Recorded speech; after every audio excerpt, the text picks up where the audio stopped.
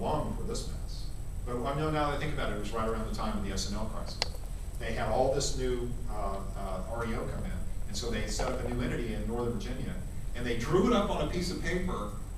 At our firm, we were representing Sovereign at the time. They drew it up on a piece of paper as Nuco, and some bright guy there said, "We don't have a name. It's called Aquin." That's where it gets its name. Well, the Aquins of the world are all over the place, and nobody knows who they are, or where they are, who to talk to, or anything else.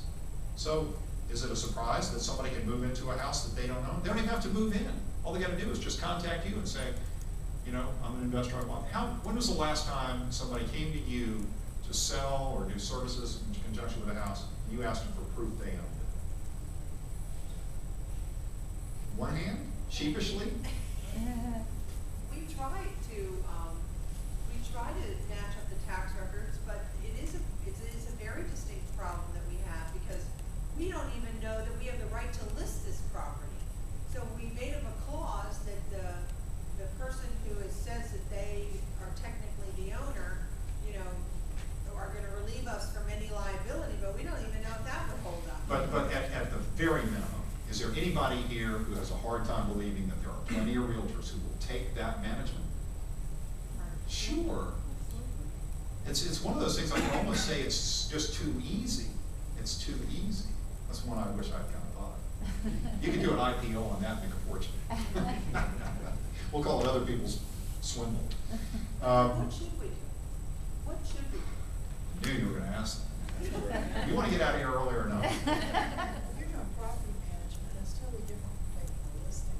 Yeah, but how many of you ask the owner who says, I own a house and I want you to manage it for me to prove they own it? I just don't think we typically do that.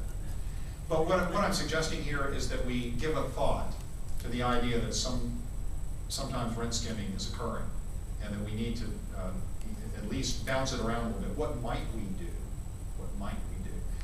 Interesting thought, just match up the tax records. If you're in a jurisdiction where the tax records are available online, many are, at least just take a shot at it. You might get a surprising result, and at least you can raise it. You know, just notice, just curious that the tax records show that this is owned by Aquin in Northern Virginia.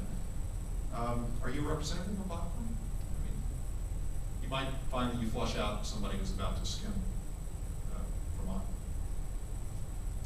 Aquin.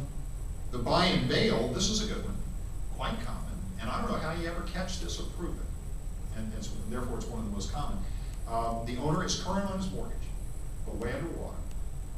Is in a jurisdiction like the majority of jurisdictions where there is non-recourse.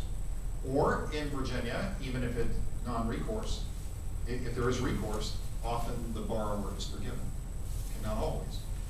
What they do is they keep current on their mortgage. They never default until they have the house they want to buy under contract and ready to close. What do they do with the house they got? They tell their lender that they're going to keep it as an investment property, and their credit is good. They haven't ruined their credit by defaults. Or they dummy up, in some cases they'll actually dummy up a purchase contract to show that the house that they've got is about to close, and it's going to close more or less simultaneously with this one. And the borrower gets the money to buy the